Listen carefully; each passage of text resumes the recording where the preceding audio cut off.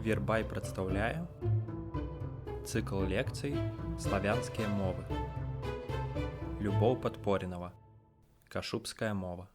Рассказывать про кашубскую мову я хотела, пачаўшы з цитаты з книги, которая, что правда, рассказывая про гаворкі на Падляшшы, это роман Ігнацыя Карповича «Сонька», які на днях вось гэтыя словы мне там трапіліся. Адзін з галоўных герояў, который насамрэч, якога завуць Ігнат Грыка, у свой час змяніўшы на больш прэстыжнае і больш польскае імя Ігнацый Грыцовскі, у пэўны момант, сустрэўшыся з Харкай Падляшша, ляжаў і шкадаваў, што ён, як тэатральны рэжысёр, літаратар, пашкадаваў, што ў свой час не прадбачыў, што некалі нацыянальныя меншасці іх будуць, кажучы такой рынкавай тэрмінологіі, каціравацца. Што абсалютна можна перанесці на кашубскую мову. Кашубская каціруецца, кашубская ў пэўным сэнсе ў трэндзе апошнія гадоў 20, толькі трэнд гэты вельмі супярэчлівы і вельмі розны. Амаль нічога, што звязана з кашубскай мовай, на сённяшні момант не вырашана раз і назаўсёды. Пачынаючы ад статусу кашубскай мовы, адносінаў саміх кашубаў да сваёй мовы, адносінаў не кашубаў да кашубскай мовы, ідэнтычнасці, самаідэнтычнасці кашубаў, моўнай палітыкі ў Польшчы і гэтак далей. Уласна кажучы, вось я ўжо сказала пра моўную палітыку Польшчы, і насамрэч, я думаю, дастаткова шмат беларусаў будуць здзіўлены, так ці інакш яны у прынцыпе маглі альбо могуць патрапіць вельмі лёгка,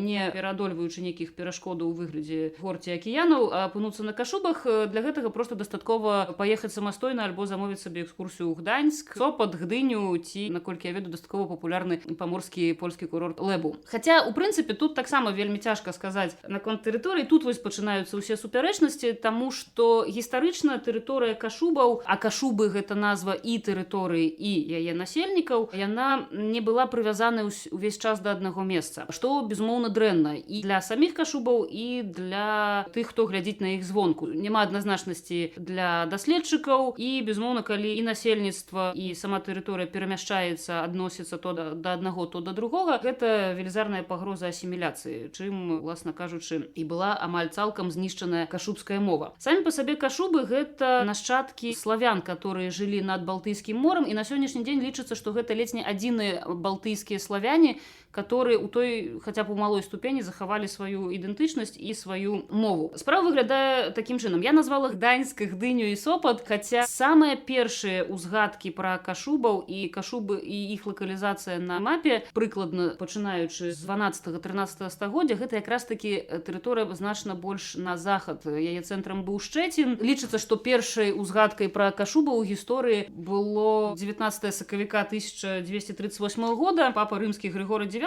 надаў шчэцінскаму князю тытул князя кашубаў. І вось па лаціне, вось гэты этнонім касубіта, ён з'яўляецца прыкладна ў 13 стагоддзі. І, дарэчы, варта сказаць, што 19 сакавіка гэта на сённяшні дзень з 2004 года было вырашана, што гэта будзе дзень адзінства кашубаў, як дзень пачатку кашубаў. Спачатку кашубы з цэнтрам у Шчэцине гэта заходняе памор'е, которое у 12 стагоддзі трапляе пад нямецкае панаванне з усімі яго атрыбутамі. Гэта хрысціянізацыя, германізацыя, безумоўна, потым, канешне ж, прыход крыжакоў, што ў прынцыпе у сэнсе культуры і рэлігіі не шмат змяніла пасля таго, як у 15 стагоддзі ўсё ж такі гэтыя тэрыторыі сталі польскімі. Памор'е з цэнтрам у Гданьску, такое больш усходняе памор'е, яно было з аднаго боку, можна нават сказаць аптымістычна, больш кашубскім, ну, прынамсі, яно было хаця б славянскім, таму што амаль увесь час яно было пад польскім панаваннем, з большымі ці меншымі поспехамі было самастойным. Адпаведна, гэта каталіцызм, паланізацыя, кашубская мова ў касцёле сустракалася ледзь не адзінкава, і нельга было прадбачыць, што ў нейкай мясцовасці яна будзе больш распаўсюджанай, чым у іншых. І тут ужо пачынаюцца супярэчнасці паміж кашубамі з захаду і ўсходу, таму што заходнія кашубы з цягам часу бліжэй ужо да нашых дзён гэта былі пратэстанты, усходнія кашубы з Гданьскам гэта былі каталікі. Пасля ўжо першага падзелу Рэчы Паспалітай у канцы 18 стагоддзя ўсе гэтыя тэрыторыі, і заходняе і ўсходняе памор'е, трапляюць пад панаванне Прусіі, і тут ужо метады германізацыі былі значна больш распрацаваныя, шмат чаго напісанага на паперы, забарона выкарыстання кашубскай у публічных месцах, спроба выдалення кашубскай цалкам з касцёла, нават на ўзроўні вельмі маленькіх мясцовасцяў. Плюс і ўсё гэта адбывалася, канешне, яшчэ і, в прынцыпе, у кантэксце выкаранення польскасці, польскай мовы, то бок такая дэславянізацыя. Што яшчэ тут вельмі важна ўзгадаць, тых часоў, як кашубы трапілі пад прускае панаванне, вельмі сур'ёзную ролю пачало граць тое, што кашубы служылі ў прускім войску. У тым ліку падчас Першай сусветнай вайны,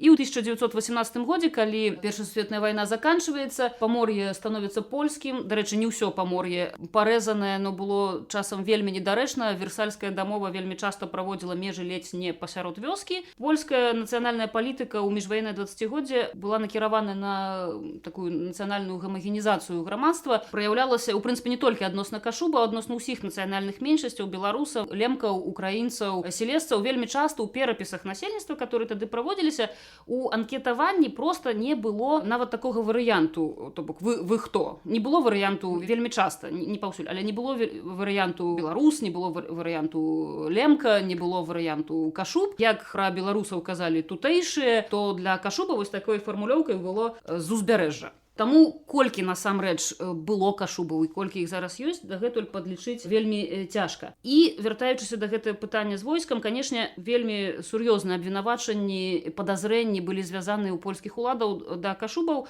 у сувязі з тым, што яны служылі ў прускім войску. Іх абвінавачвалі ў імкненні да сепаратызму, безумоўна, ў шпіянажы. Кашубы амаль не мелі магчымасці займаць больш-менш значныя пасады ў польскай адміністрацыі. Ніякай адукацыі па-кашубску. Калі будуецца верфь у Гдыні, кашубы, которые спрадвеку жывуць на моры, амаль не маюць магчымасці атрымаць там працу. У 1939 годзе туды прыходзіць Трэці рэйх, который абсалютна не цікавіўся нейкімі сімпатыямі саміх кашубаў. Трэці рэйх пачынае вельмі сур'ёзныя рэпрэсіі супраць польскай эліты, супраць кашубскай інтэлектуальнай эліты. Зноў-такі вяртаецца гэтае пытанне пра войска. Тыя кашубы, которых не паспелі забраць з пачаткам Другой сусветнай вайны ў польскае войска, апынаюцца ў вермахце. Вельмі часта пад прымусам яны падпісваюць дакументы аб прыналежнасці да нямецкай нацыі і трапляюць у нямецкае войска, што, дарэчы, да сённяшняга дня прыгадваюць вядомаму палітыку, который па паходжанні кашуб і который сам сябе называе кашубам, Дональду Туску. Пры любой нагодзе ягоныя апаненты ўзгадваюць, што Юзеф Туск, ягоны дзядуля, служыў у вермахце.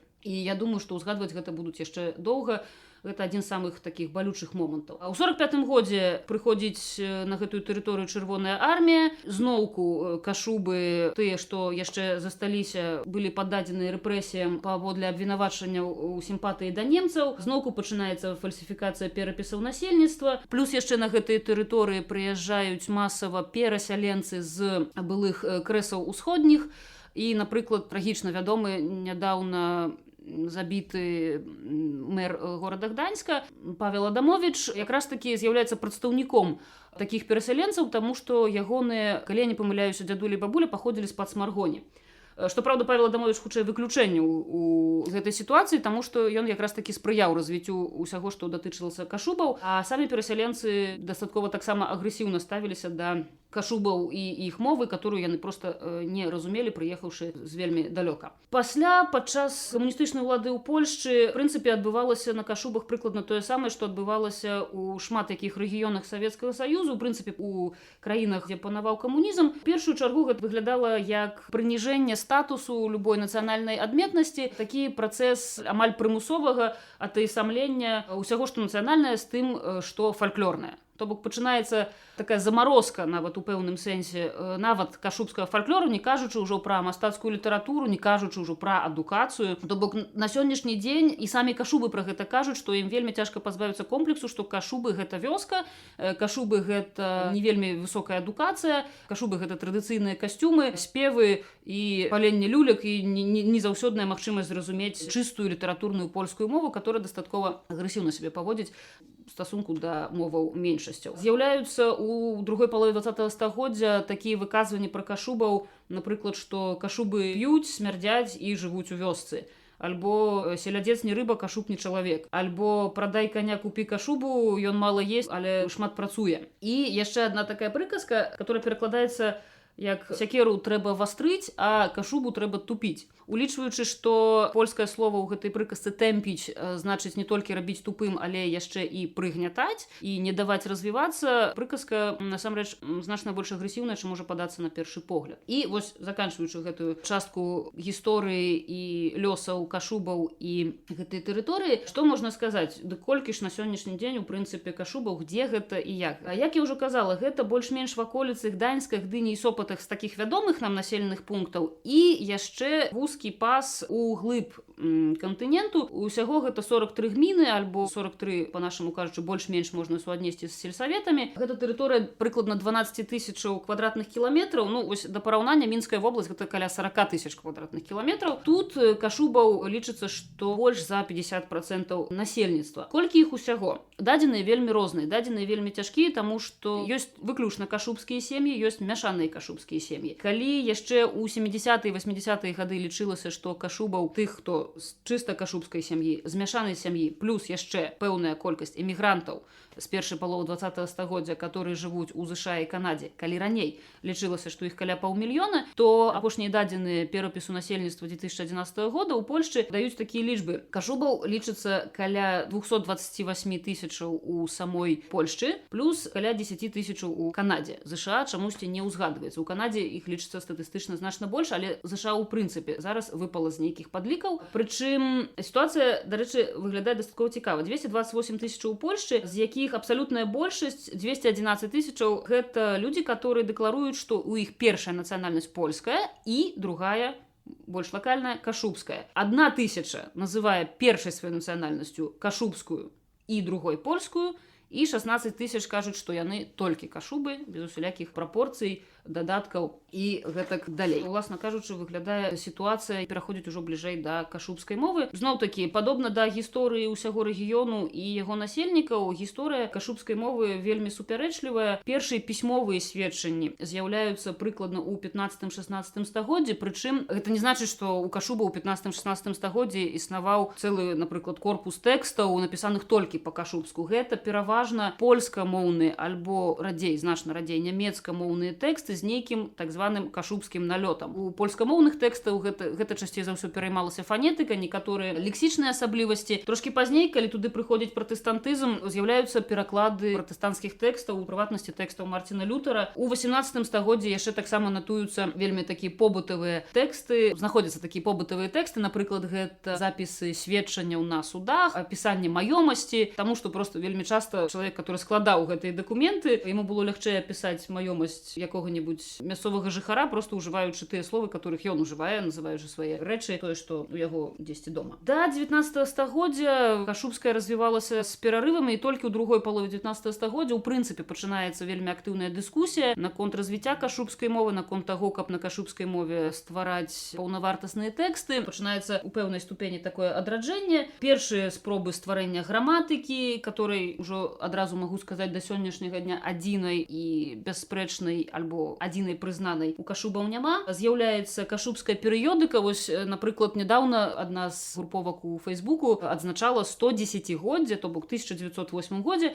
была заснавана адна з першых кашубскіх газет, которая называлася «Грыф». І, конечно, 19-20 стагоддзе вельмі тыповая для такой моўнай сітуацыі. Гэта дзейнасць бясконцых, шматлікіх, адданых, апантаных збіральнікаў лексікі, фальклору, спробаў складання нейкіх слоўнікаў. Дзесьці гэта было толькі на патрэбы набажэнства, дзесьці гэта была больш сістэматычная праца. Напрыклад, да Другой сусветнай вайны адзін з самых вядомых дзеячоў кашубскай культуры і, у прынцыпе, кашубскага мовазнаўства, ксёндз Бернард Цыхта, збірае велізарны матэрыял для свайго кашубскага слоўніка, который часткова згубіўся падчас Другой сусветнай вайны, і ўжо у 67-76 годзе выходзіць ягоны слоўнік кашубскай гаворкі на фоне народнай культуры. Гэта слоўнік вельмі утульны, вельмі прыязны для чытача, таму што амаль кожнае слова Цыхта суправаджае аповедам пра тое, як гэта ўжываецца, ці гэта ўжываецца ў абразах, ці гэта ўжываецца ў мянушках. І на сённяшні дзень насамрэч адзін з самых багатых слоўнікаў у прынцыпе ў заходнеславянскіх мовах, хаця сам статус мовы да сённяшняга дня вельмі неясны. І яшчэ вельмі варта сказаць пра 20 стагоддзе, што на пачатку з'яўляецца вельмі значны і буйны твор, напісаны цалкам па-кашубску, напісаны Александрам Майкоўскім. Гэта, па сутнасці, прыгодніцкі раман «Жыццё і прыгоды Рэмуса». Вельмі у традыцыйнай манеры напісаны. Адзін кашуб вандруе па кашубах, раман апісвае часы прускага панавання і сустракаецца з тымі злымі духамі, як яны прадстаўлены ў гэтым рамане, которые перашкаджаюць нармальна існаваць і быць шчаслівымі самім кашубам. У іх вельмі сімвалічныя імёны. Гэта страх, голад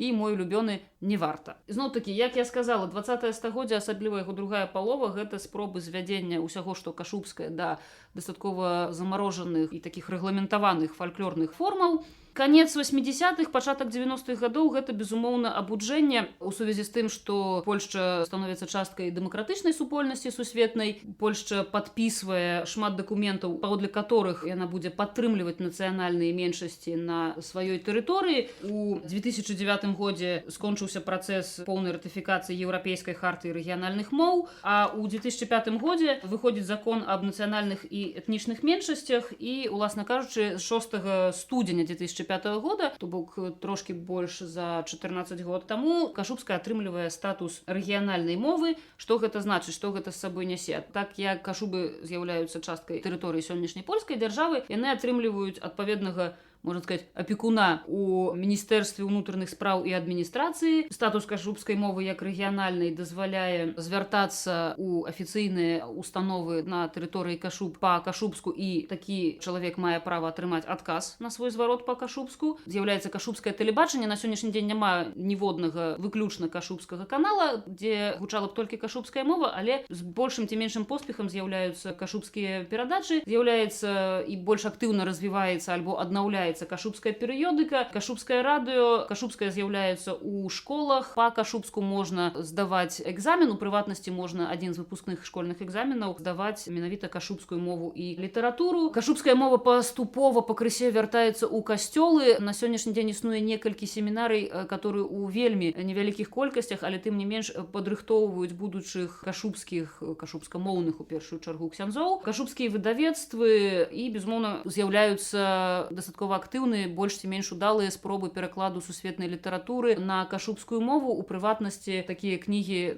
напрыклад, для дзяцей як «Маленькі прынц», як «Вінні-Пух», з'яўляецца пераклад пана Тадэвуша на кашубскую мову. Варта таксама дадаць, што для кашубаў адным з цэнтральных гарадоў з'яўляецца Вайхерова. Там ужо на працягу 16 год адбываецца адна з цэнтральных імпрэз для культурнага і духоўнага жыцця. Гэта фестываль Верба Сакра. У прынцыпе, сам фестываль пачаўся ў 2000 годзе, і меркавалася, што кожны год на гэтым фестывалі будуць публічна чытацца розныя фрагменты святога пісання. З 2003 года у гэтага фестываля ёсць выразнае кашубскае адценне. З 2003 года Верба Сакра адбываюцца па-кашубску, таму што быў здзейснены пераклад святога пісання прафесарам, ксяндзом Адамам Сікорам. І вось, напрыклад, апошнія чытанні Верба Сакра адбыліся зусім нядаўна, 28 студзеня 2019 года. Зазвычай у іх традыцыйна прымае ўдзел яшчэ адна вельмі побач з Дональдом Тускам вядомая асоба, вядомая польская акторка Данута Стэнка, которая таксама дастаткова актыўна падкрэслівае сваю кашубскасць. Яшчэ адна, як можна здагадацца, вельмі актыўная сфера, у якой так ці інакш абмяркоўваецца, развіваецца кашубская мова і культура, гэта, безумоўна, інтэрнэт. Не кажучы ўжо пра тое, што існуе шэраг артыкулаў у Вікіпедыі па-кашубску, і існуе нават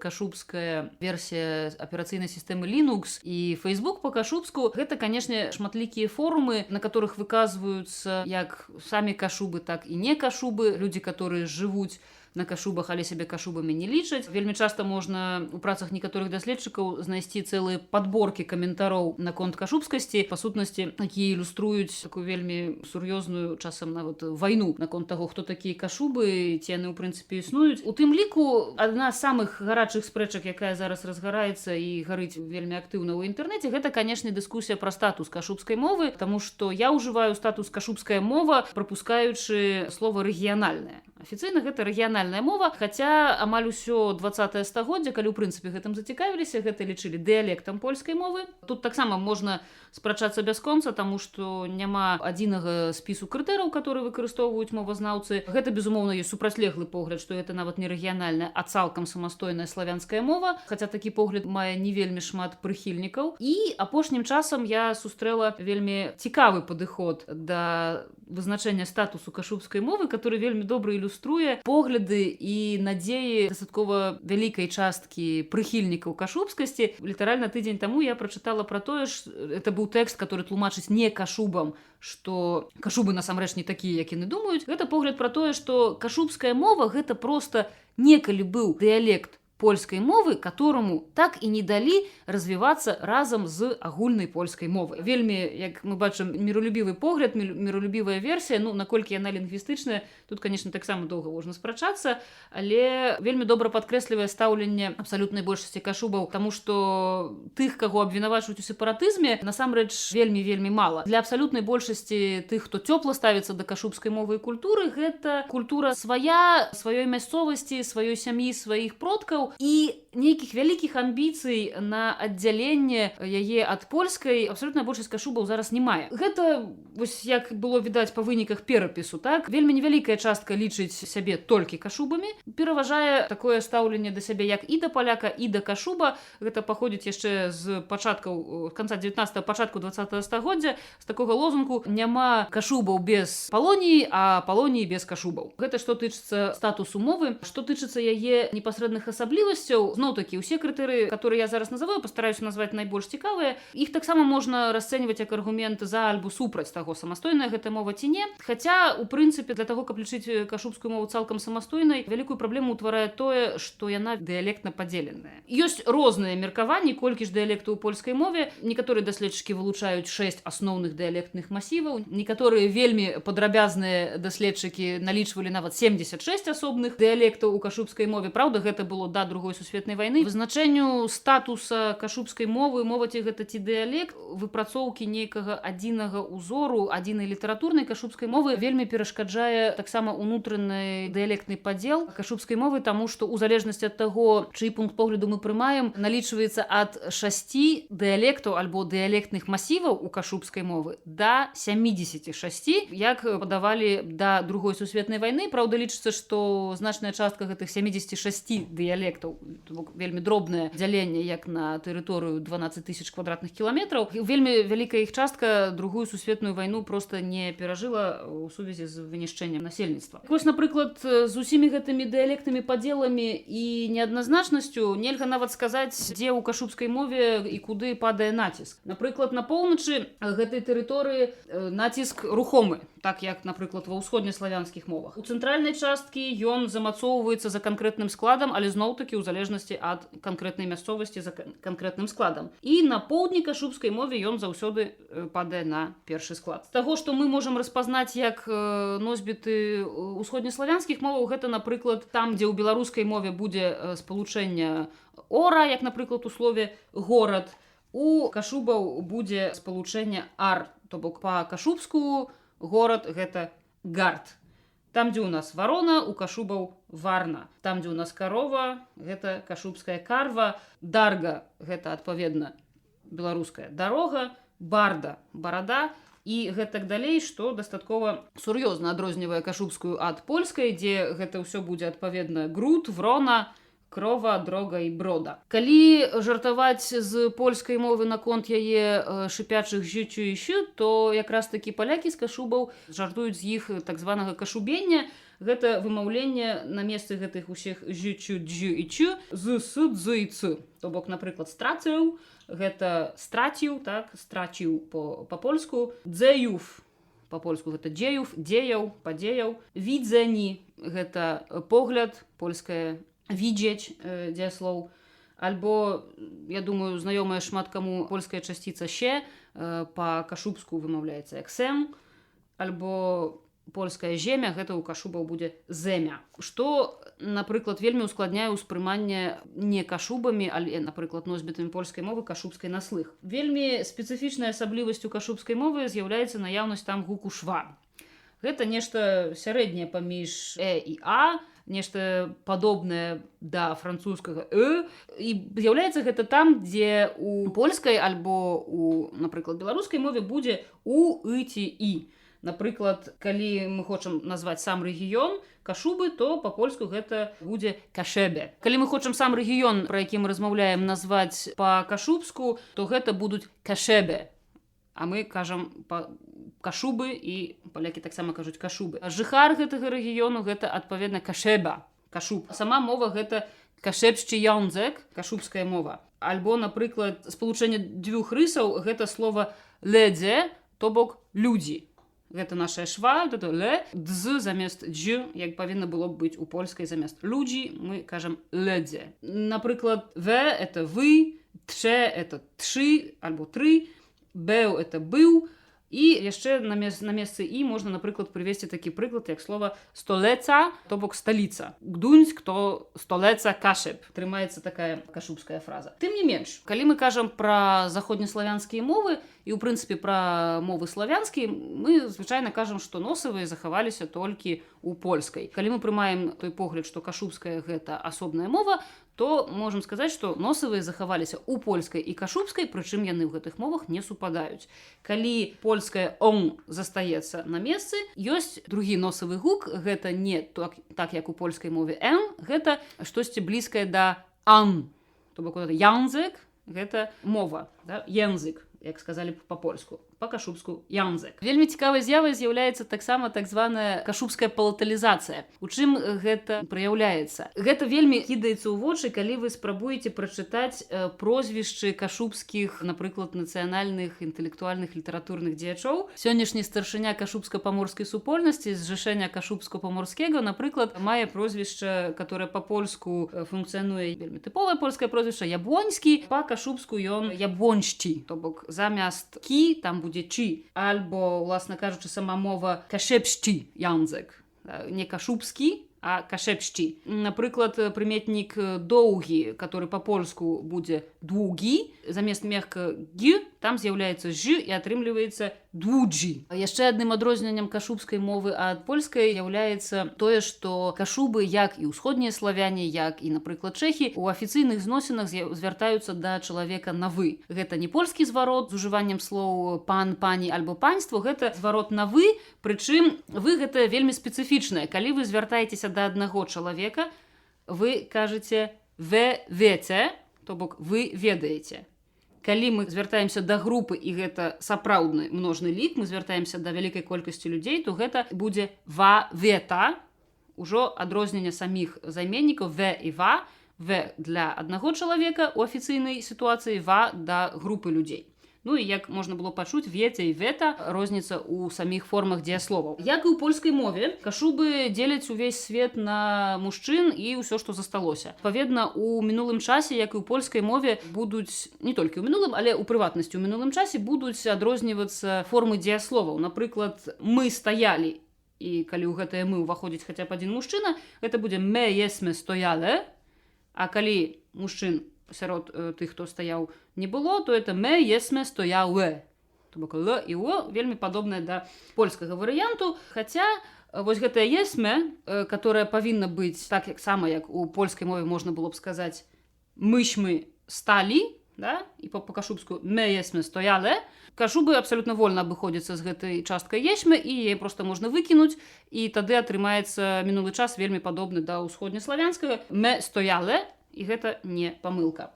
Хаця, зноў-такі, я падкрэслю, што гэта вельмі залежыць ад канкрэтнай мясцовасці і ад таго, чыю канкрэтную граматыку пры напісанні кашубскага тэксту, напрыклад, мы выкарыстоўваем, на гаворку якой мясцовасці арыентуецца аўтар, які стварае літаратурны твор. Ну і, безумоўна, тут напрошваецца, пасля параўнанняў з польскай мовай, фанетыкай ці граматыкай, безумоўна, тут напрошваецца таксама пытанне, а дзе ж тут штосьці нямецкае? Асабліва, калі ўлічыць, што ёсць, ну, абсалютна, конечно, дылетанцкі непісьменны погляд на тое, што кашубская гэта такая мяшанка польскай і нямецкай. Што абсалютнае глупства, але тым не менш варта адзначыць, што ў кашубскай мове германізмаў значна больш, чым у польскай. Паводле некаторых ацэнак гэта 5%, пры тым, што лічыцца, што ў польскай мове іх каля 1%. І з такіх самых, хіба што выразных і яскравых, я магу, напрыклад, назваць такія словы, як «апфельмус», нічога іншага, як яблычны мус, яблычнае пюрэ. Альбо больш цікавы прыклад «бановішчэ». Гэта назва чыгуначнага вакзалу, который па-нямецку, як вядома, будзе «банхоф». Хаця само слово «банхоф» у кашубскай мове зразумела, але ўжываецца вельмі рэдка. А «бановішчэ» гэта такі кампраміс паміж нямецкім коранем і славянскім словаўтварэннем. Альбо, я думаю, зразумела без перакладу слова «бурместер», то бок бургамістр альбо мэр, слова «кух», пірог, который па-нямецку будзе «кухен», слова «лешт», вось гэтым шва такім «лешт», з нямецкага «луст», ахвота, жаданне. І тое, што кашубы вешаюць на Божае нараджэнне на елачку, гэтыя шарыкі называюцца кугля, з нямецкага кюгель, гэта шарык. Вельмі цікава таксама, як кашубы могуць лічыць. Можна лічыць больш падобна да польскай мовы. В прынцыпе, лічэбнікі кашубскія вельмі да польскіх падобныя. Можна сказаць 21, а можна сказаць у узоры нямецкім 1,20, то бок 1,20. Гэта тое, што тычыць самых хіба што выразных рысаў кашубскай мовы, которые могуць быць цікавыя, напрыклад, носьбітам усходнеславянскіх моваў. І напрыканцы прагнозы будучыня кашубскай мовы паводле ацэнак лінгвістаў, паводле ацэнак носьбітаў, паводле ацэнак тых, хто хацеў бы стаць носьбітам.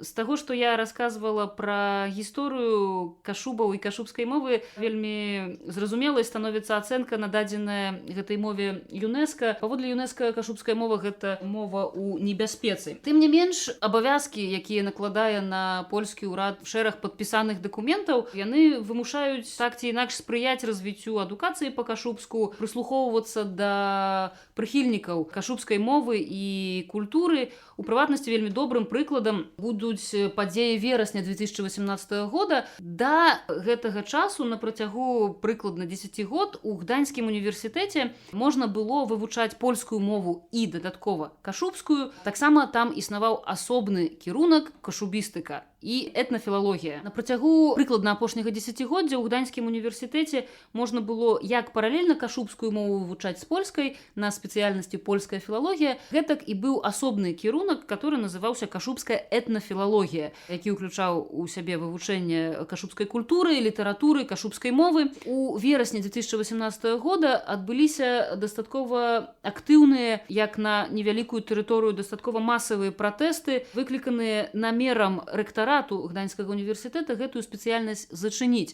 Таму што сітуацыя выглядае такім чынам, што, безумоўна, там і план набору менш за 15 чалавек, і часам па некалькі год запар бывае, што тых, хто жадае вывучаць кашубскую мову на універсітэцкім узроўні, набіраецца дастаткова мала альбо не набіраецца зусім. Тым не менш, удалося адстаяць кашубскую этнафілалогію, і зноўку ў гэтым навучальным годзе на гэтую спецыяльнасць будзе набор. Калі на універсітэцкім узроўні жадаючых не так шмат, то на больш нізкіх узроўнях гэта сітуацыя выглядае значна лепей. Нягледзячы на тое, што вельмі шмат якія бацькі кажуць, што для дзяцей лепш будзе вывучаць ангельскую мову, а не нейкую кашубскую, вельмі распаўсюджаныя пазашкольныя курсы вывучэння кашубскай мовы для дарослых, для дзяцей. Вось нядаўна была аб'ява пра курс для дзяцей і іх дзядуль і бабуль. Чым гэта выклікана? Гэта, дарэчы, таксама вельмі спецыфічная сітуацыя і вельмі, мне здаецца, аптымістычная. Справа ў тым, што на сённяшні дзень, калі мы глядзім на тое, якія пакаленні карыстаюцца кашубскай мовай, сітуацыя выглядае так. Па-кашубску вельмі часта размаўляюць дзядулі і бабулі ў вёсках. Сярэдняе пакаленне людзей, которые выраслі пасля 45-го года, калі кашубскай абсалютна не было нідзе, акрамя як у нейкіх закрытых і мала наведваных клубаў сельскіх, у якіх спявалі спецыяльныя людзі ў спецыяльных касцюмах, і, адпаведна, гэтае пакаленне выпала, то ўжо пакаленне маладых кашубаў пачынае мовай наноў цікавіцца, і вельмі часта у анкетаваннях, якія праводзяць сацыёлагі і сацыялінгвісты, у кашубах з'яўляецца такая фраза: вы ведаеце, я зразумеў, што да кашубскай мовы, культуры і кашубскасці трэба дарасці. І вось гэтыя курсы, на якіх запрашаюць не прадстаўнікоў сярэдняга пакалення, а прадстаўнікоў самага маладога пакалення і прадстаўнікоў самага старэйшага, мне падаецца вельмі добрай ідэяй. Мне, як лінгвісту і чалавеку, які цікавіцца заходнеславянскімі мовамі, хацелася б верыць, што тэндэнцыя, паводле якой усё большая колькасць спецыялістаў выказваюцца за тое, каб улічваць волю носьбітаў нейкай мовы, калі мы вызначаем яе статус, мне вельмі хочацца верыць у тое, што гэтая тэндэнцыя дазволіць пра кашубскую мову яшчэ доўга размаўляць і расказваць менавіта як пра мову жывую, пра мову з адметным шляхам і пра мову, у якой усё атрымалася.